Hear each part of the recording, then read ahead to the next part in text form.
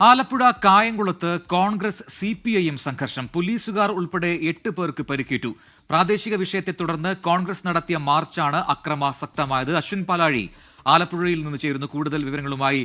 അശ്വിൻ, എപ്പോഴായിരുന്നു ഈ സംഘർഷം? ഈ മാർച്ച് എന്തിനായിരുന്നു? ഏത് വിഷയത്തിലായിരുന്നു? വിശദാംശങ്ങൾ എന്താണ്?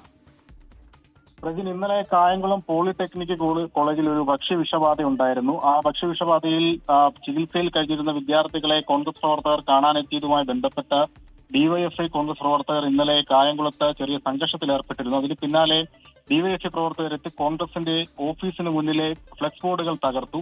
അതിൽ പ്രതിഷേധിച്ചാണ് ഇന്ന് കോൺഗ്രസിന്റെ ബ്ലോക്ക് കമ്മിറ്റിയുടെ നേതൃത്വത്തിൽ കായംകുളം നഗരത്തിലൂടെ ഒരു പ്രതിഷേധ മാർച്ച് സംഘടിപ്പിച്ചത്. ഈ മാർച്ചിനിടെ കായംകുളത്തെ ഏരിയ കമ്മിറ്റി CPIMന്റെ ഏരിയ കമ്മിറ്റി ഓഫീസിന് മുന്നിലേക്ക് ചില പ്രവർത്തകർ എത്തുകയും പ്രകോപനപരമായ മുദ്രാവാക്യങ്ങൾ വിളിക്കുകയും ചെയ്തു. ഇതേ തുടർന്ന് ഓഫീസിലുണ്ടായിരുന്ന CPIM DYFI പ്രവർത്തകർ പുറത്തേക്കെത്തി വീണ്ടും ഒരു വലിയ സംഘർഷത്തിലേക്ക് കാര്യങ്ങൾ പോയി. ഇരുവിഭാഗവും ഏറ്റുമുട്ടി. ഈ ഏറ്റുമുട്ടലിലാണ് 8ഓളം പേർക്ക് പരിക്കേറ്റിരിക്കുന്നത്.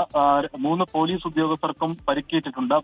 ഒപ്പം DCC general secretary K Pushpadas, Congress പ്രവർത്തകർ നേതാക്കളായ ചിറപ്പത്ത് മുരളി എന്നിവർക്ക് കാര്യമായി പരിക്കേറ്റു. ഇവർ കായംകുളം ജനറൽ ആശുപത്രിയിൽ ചികിത്സയിലാണ്. ഒപ്പം ഡിവൈഎഫ്ഐയുടെ ജില്ലാ കമ്മിറ്റി അംഗം മിനീസ, ബ്ലോക്ക് കമ്മിറ്റി അംഗം അതുൽജിത്ത് എന്നിവർക്കും പരിക്കേറ്റിട്ടുണ്ട്. നിലവിൽ ഓഫീസിനകത്ത് കയറി പ്രകോപനം സൃഷ്ടിച്ചെന്നും ഓഫീസ് അടിച്ചു തകർത്തു എന്നുമാണ് CPIMന്റെ പരാതി.